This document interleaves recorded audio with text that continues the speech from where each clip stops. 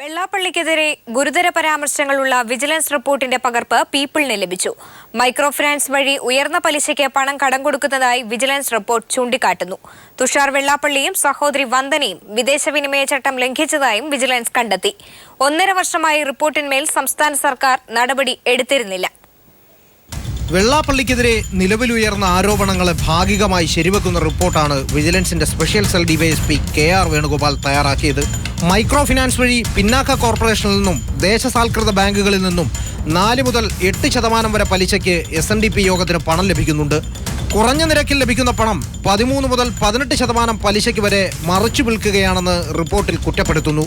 എന്നാൽ ഇത് അന്വേഷിക്കേണ്ടത് കേന്ദ്ര സർക്കാർ ഏജൻസികളും ബാങ്കുകളുമാണെന്ന് പറഞ്ഞ് വിജിലൻസ് കൈകഴുകുകയും ചെയ്യുന്നു.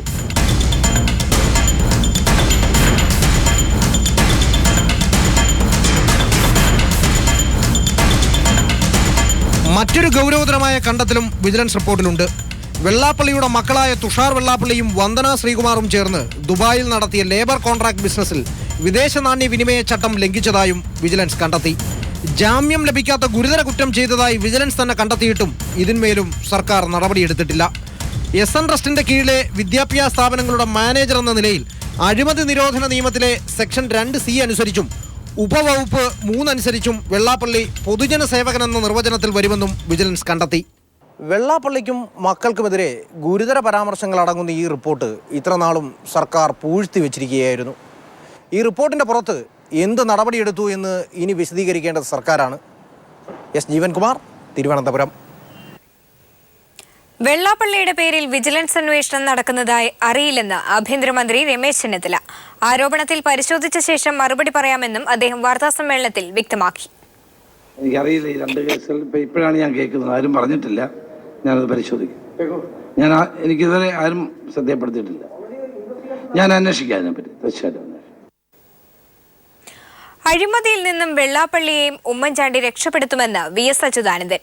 ഉമ്മൻചാണ്ടി മുതൽക്കൂട്ടല്ല, മുതൽ വാരിക്കൂട്ടുന്ന ആളാണെന്നും VS പറഞ്ഞു. എല്ലാ അഴിമതിക്കാരെയും സംരക്ഷിക്കുന്ന ഉമ്മൻചാണ്ടി നരേശനെയും സംരക്ഷിച്ചുകൊണ്ടിരിക്കുകയല്ലേ? അത് മനസ്സിലാക്കിയിട്ടല്ലേ സുധീരൻ ഒരു മുതൽക്കൂട്ടു തന്നെ മുതലിങ്ങനെ കൂട്ടിക്കൊണ്ടിരിക്കുന്നു ഉമ്മൻചാണ്ടി എന്നതാണ് സത്യം. മണ്ണുത്തിയിൽ മൈക്രോ ഫിനാൻസ് തട്ടിപ്പിനിരയായ വനിതാ സംഘങ്ങൾ 1/2 കോടി രൂപയുടെ കടക്കണിയിൽ.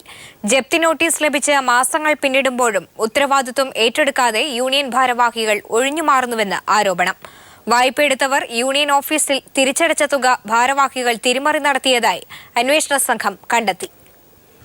ഇക്കഴിഞ്ഞ മെയ്യിലാണ് മണ്ണുത്തി SNDP യൂണിയൻ കേന്ദ്രീകരിച്ച് നടന്ന മൈക്രോ ഫിനാൻസ് തട്ടിപ്പ് പുറത്തറിയുന്നത്. 2008 മുതൽ യൂണിയന് കീഴിൽ മൈക്രോ ഫിനാൻസ് വഴി വായ്പയെടുത്തവരാണ് തട്ടിപ്പിനിരയായത്. അംഗങ്ങൾ യൂണിയൻ ഓഫീസിൽ തിരികെ അടച്ച തുക ബാങ്കിലടക്കാതെ ഭാരവാഹികൾ തിരിമറി നടത്തിയ വാർത്ത പീപ്പിൾ TV റിപ്പോർട്ട് ചെയ്തിരുന്നു. തട്ടിപ്പിനിരയായ വനിതാ സംഘങ്ങൾക്ക് ജൂണിലാണ് 52 ലക്ഷം രൂപയുടെ ജപ്തി നോട്ടീസ് ലഭിച്ചത്. 4 മാസം പിന്നിടുമ്പോഴും തങ്ങൾ തിരികെ അടച്ച തുകയുടെ കാര്യത്തിൽ യൂണിയൻ ഭാരവാഹികൾ ഒളിച്ചു കളിക്കുകയാണെന്ന് കടക്കെണിയിലായവർ പറയുന്നു. ഇല്ല, ഉറപ്പൊന്നും തന്നിട്ടില്ല. ഈ അടച്ച കൈപ്പട ഇത് മാത്രമേ ഉള്ളൂ ഞങ്ങളുടെ കയ്യിൽ. അടച്ചു എന്നുള്ള രേഖയായിട്ടുള്ളത് ഈ കൈപ്പട മാത്രം, അല്ലാണ്ട് മണ്ണുത്തിക്കാരും ഒരു രേഖയും ഞങ്ങൾക്ക് തന്നിട്ടില്ല. വനിതാ സംഘങ്ങൾ നൽകിയ പരാതിയെ തുടർന്ന് മുൻ യൂണിയൻ സെക്രട്ടറി പവിത്രൻ, ജീവനക്കാരൻ ജയാനന്ദൻ, 2 വനിതാ ജീവനക്കാർ എന്നിവർ പിടിയിലായിരുന്നു. ഈ തിരിച്ചടവ് വന്നാൽ അത് അതേ ദിവസം തന്നെ അല്ലെങ്കിൽ പിറ്റേ രാവിലെ ബാങ്കിൽ അടയ്ക്കേണ്ടതാണ് ഇവരുടെ സിസ്റ്റം. എന്നാൽ ആ പണം ബാങ്കിൽ അടയ്ക്കാതെ അത് തിരിമറി ചെയ്യുന്ന രീതിയിലുമാണ് കുറേ തട്ടിപ്പുകൾ കണ്ടിരിക്കുന്നത്. എന്നാൽ ഇവരിൽ നിന്ന് പണം വീണ്ടെടുക്കാനായില്ല. മണ്ണുത്തി യൂണിയൻ ഉത്തരവാദിത്തം ഏറ്റെടുക്കാൻ തയ്യാറാകാത്തതിനെ തുടർന്ന് വായ്പാ തുക തിരിച്ചടച്ചവർ കെണിയിലായിരിക്കുകയാണ്. News bureau, Thrissur. ലീഗുമായി CPIM മുന്നണി ഉണ്ടാക്കിയിട്ടില്ലെന്ന് CPIM സംസ്ഥാന secretary Kodiyeri Balakrishnan. RSS UDF ബന്ധം മറച്ചുവെക്കാനാണ് ലീഗ് വിഷയം ഉന്നയിക്കുന്നതെന്നും വിശാല ഹിന്ദു ഐക്യമെന്നത് RSS മുന്നോട്ട് വെച്ച കെണിയെന്നും കോടിയേരി പറഞ്ഞു. 4 സീറ്റിന് വേണ്ടി ഉമ്മൻചാണ്ടി എന്ത് രാഷ്ട്രീയ ചെറ്റത്തരവും കാണിക്കുമെന്ന് പിണറായി വിജയൻ ആരോപിച്ചു. ഈ തെരഞ്ഞെടുപ്പോടെ കേരളത്തിൽ BJP ഇല്ലാതാകുമെന്ന് രമേശ് ചെന്നിത്തല പ്രതികരിച്ചു. കേരളത്തിൽ ഒരു തദ്ദേശ ഭരണ സ്ഥാപനത്തിലും ഇത്തവണ CPM മുസ്ലിം ലീഗുമായി മുന്നണി ഉണ്ടാക്കിയിട്ടില്ല. ഈ RSS കോൺഗ്രസ് ബന്ധം മറച്ചു പിടിക്കാൻ വേണ്ടിയിട്ടാണ് ഈ മുസ്ലിം ലീഗ് പ്രശ്നം പറഞ്ഞുകൊണ്ടുള്ള പ്രചാരവേല ഒരു കൂട്ടം മാധ്യമങ്ങൾ ഇപ്പോൾ ഏറ്റെടുത്തിട്ടുള്ളത്. ഇതുകൊണ്ടൊന്നും UDF BJP കൂട്ടുകെട്ട് മറച്ചു പിടിക്കാൻ കഴിയില്ല.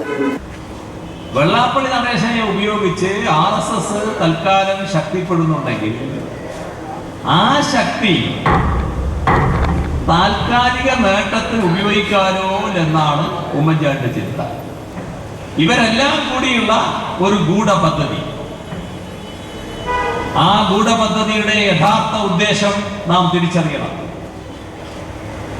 അത് കേരളത്തിന്റെ മതനിരപേക്ഷത തകർക്കലാണ്. കേരളം ഒരു മതേതര വിശ്വാസികളുടെ നാടാണ്. അവിടെ സംഘപരിവാറിൻ്റെയും BJPയുടെയും RSSൻ്റെയും അജണ്ട ഒരു കാരണവശാലും നടക്കാൻ പോകുന്നതല്ല. വർഗീയ താല്പര്യങ്ങൾ വളർന്നു വരുന്നത് ഉത്കണ്ഠാകുലമായ ഒരു സാഹചര്യമാണ് ഉണ്ടാക്കിയിട്ടുള്ളത്. അപ്പോൾ ആ ഒരു അവസ്ഥ കേരളത്തിലേക്ക് കൊണ്ടുവരാൻ കേരളീയ ജനത ഒരിക്കലും അനുവദിക്കുന്നതല്ല. കോട്ടയത്തെ UDF വിമതരെ ഒതുക്കാൻ മുഖ്യമന്ത്രി നേരിട്ട് ഇടപെടുന്നു. നേരിട്ടും ഫോണിലൂടെയുമാണ് മുഖ്യമന്ത്രി വിമതരെ ഒതുക്കാൻ ശ്രമം നടത്തുന്നത്. ജില്ലയിൽ UDF സംവിധാനം താറുമാറായ സാഹചര്യത്തിലാണ് മുഖ്യമന്ത്രിയുടെ ഇടപെടൽ.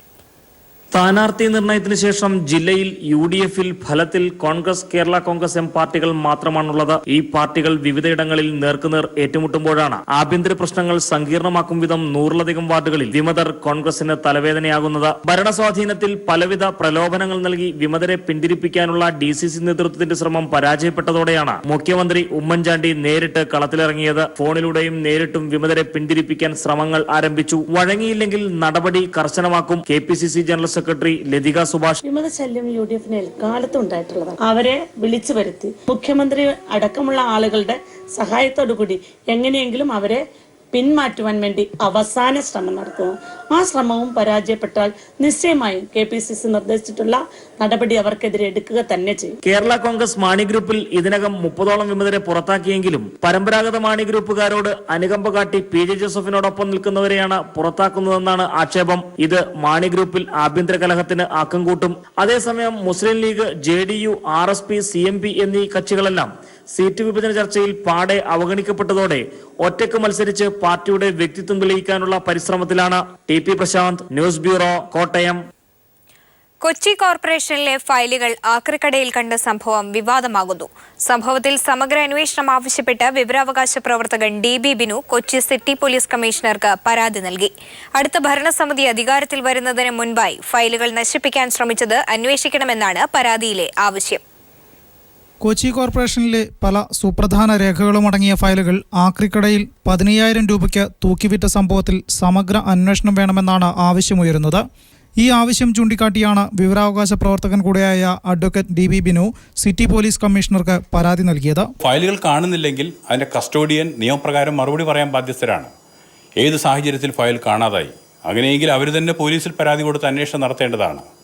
അതിന് മുതിരാത്ത ഒരു സാഹചര്യത്തിലാണ് പോലീസ് കമ്മീഷണർക്ക് പരാതി കൊടുത്തുകൊണ്ട് ഈ കോർപ്പറേഷൻ സെക്രട്ടറിക്കെതിരെയും ഓരോ ഫയലിൻ്റെയും ബന്ധപ്പെട്ട കസ്റ്റോഡിയൻ ആയ ഉദ്യോഗസ്ഥന്മാർക്കെതിരെയും കേസെടുത്ത് അന്വേഷണം നടത്തണം എന്നാവശ്യപ്പെട്ടുകൊണ്ടുള്ള പരാതി സമർപ്പിച്ചത്. DLF അടക്കമുള്ള ഫ്ളാറ്റ് നിർമ്മാണ കമ്പനികളുമായി ബന്ധപ്പെട്ട പല ഫയലുകളും നേരത്തെ കാണാനില്ലെന്ന് കൊച്ചി കോർപ്പറേഷൻ വ്യക്തമാക്കിയിരുന്നു.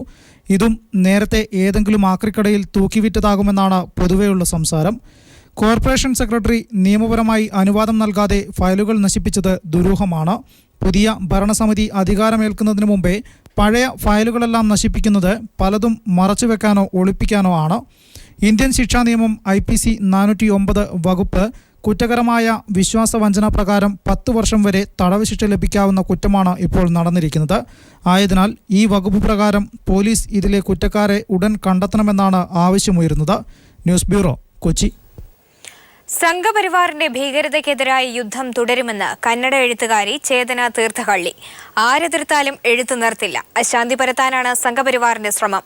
ഹിന്ദുത്വ ഭീകരതയ്ക്കെതിരായ എഴുത്ത് തുടരുമെന്നും ചേതന തീർത്ഥഹള്ളി പീപ്പിളിനോട് വ്യക്തമാക്കി. കന്നഡ എഴുത്തുകാരിയായ ചേതന തീർത്ഥഹള്ളിക്ക് നിരന്തര ഭീഷണിയാണ് സംഘപരിവാറിൽ നിന്ന് ലഭിച്ചത്. ബീഫ് നിരോധനം ഉൾപ്പെടെയുള്ളവയിൽ പ്രതിഷേധം തുടർന്നാൽ ബലാത്സംഗം ചെയ്യുമെന്നായിരുന്നു ഭീഷണി. ആസിഡ് ആക്രമണം ഉൾപ്പെടെയുള്ള ഗുരുതര പ്രത്യാഘാതങ്ങൾ നേരിടേണ്ടി വരുമെന്നും ഭീഷണി ലഭിച്ചു. തുടർന്നാണ് ചേതന ബംഗളൂരുവിലെ ഹനുമന്ത് നഗർ പോലീസിൽ പരാതി നൽകിയത്. സംഘപരിവാറിന്റെ ഹിന്ദുത്വ ഭീകരതയ്ക്കെതിരായ യുദ്ധം തുടരുമെന്ന് ചേതന തീർത്ഥഹള്ളി പീപ്പിൾ ടിവിയോട് പറഞ്ഞു. കേസിൽ അന്വേഷണം നടക്കുകയാണ്. ഇത് ഒരാൾ മാത്രം ഉയർത്തുന്ന ഭീഷണിയായി കണക്കാക്കാനാവില്ല. ഒരു കൂട്ടം ആളുകൾ ഉയർത്തുന്ന ഭീകരതയാണിത്. അശാന്തി പരത്താനാണ് അവർ തീരുമാനിച്ചിരിക്കുന്നത്. എത്ര ഭീഷണിയുണ്ടായാലും താൻ എഴുത്തു നിർത്തില്ല, എഴുത്തു തുടരും. തന്റെ തീരുമാനത്തെ തടയാൻ ആർക്കും കഴിയില്ല. പിന്തുണയ്ക്കുന്നവരോട് നന്ദിയുണ്ടെന്നും ചേതന പറഞ്ഞു. ബീഫ് നിരോധനം, എഴുത്തുകാർക്കെതിരായ ആക്രമണം, ഡോക്ടർ MM കൽബുർഗി ഉൾപ്പെടെയുള്ളവരുടെ കൊലപാതകം തുടങ്ങിയ വിഷയങ്ങളിൽ നടന്ന പ്രതിഷേധങ്ങളുടെ ഭാഗമായി ചേതന നിരവധി ലേഖനങ്ങൾ എഴുതിയിരുന്നു. ബംഗളൂരുവിൽ നടന്ന പ്രതിഷേധങ്ങളുടെ മുൻദിനയിലും ചേതനയുണ്ടായിരുന്നു. ഇതാണ് സംഘപരിവാറിന്റെ ഭീഷണി ലഭിക്കാൻ കാരണം. വർഗീയവും സ്ത്രീത്വത്തിനെതിരായതും അശ്ലീലവും ഉൾപ്പെടുന്നതായിരുന്നു ചേതനയ്ക്ക് ലഭിച്ച സന്ദേശങ്ങൾ. പരാതിയുടെ അടിസ്ഥാനത്തിൽ ഇന്ത്യൻ ശിക്ഷാ നിയമം 504, 506, 509 വകുപ്പുകൾ പ്രകാരമാണ് ഹനുമന്തനഗർ പോലീസ് കേസെടുത്തത്. Shyam Devaraj, web desk. രാജ്യത്ത് പടരുന്ന വർഗീയ സംഘർഷങ്ങൾ പരാമർശിക്കാതെ നരേന്ദ്രമോദിയുടെ മൻ കി ബാത്ത്. ദളിത് പീഡനങ്ങളെക്കുറിച്ചും അഭിപ്രായ സ്വാതന്ത്ര്യത്തിന് നേരെയുള്ള കടന്നാക്രമണങ്ങളെക്കുറിച്ചും പ്രധാനമന്ത്രി റേഡിയോ പ്രഭാഷണത്തിൽ മൗനം പാലിച്ചു. രാജ്യത്ത് ഐക്യം നിലനിർത്തണമെന്ന് മാത്രമായിരുന്നു മൻ കി ബാത്തിൽ മോദിയുടെ പരാമർശം. ബീഹാർ തെരഞ്ഞെടുപ്പിന്റെ റാലികൾ പ്രധാനമന്ത്രിക്ക് ജനങ്ങളെ കാണാനുള്ള സുവർണ അവസരമെന്ന് നിതീഷ് കുമാറിന്റെ ട്വീറ്റ്. ബീഹാറിലെ തെരഞ്ഞെടുപ്പ് റാലികളെക്കുറിച്ചുള്ള മോദിയുടെ ട്വീറ്റിനെ പരിഹസിച്ചുകൊണ്ടായിരുന്നു നിതീഷിന്റെ ട്വീറ്റ്. കഴിഞ്ഞ ദിവസം അന്തരിച്ച കോഴിക്കോട് വേങ്ങരയിലെ CPIM പ്രവർത്തകൻ കല്ലിങ്ങൽ മുസ്തഫ റഫീഖിന്റെ മൃതദേഹം കോഴിക്കോട് മെഡിക്കൽ കോളേജിന് കൈമാറി. കുടുംബാംഗങ്ങളുടെ താൽപര്യപ്രകാരം വേങ്ങരയിലെ കനിവ് സംഘടനയുടെ നേതൃത്വത്തിലാണ് മൃതദേഹം കൈമാറിയത്.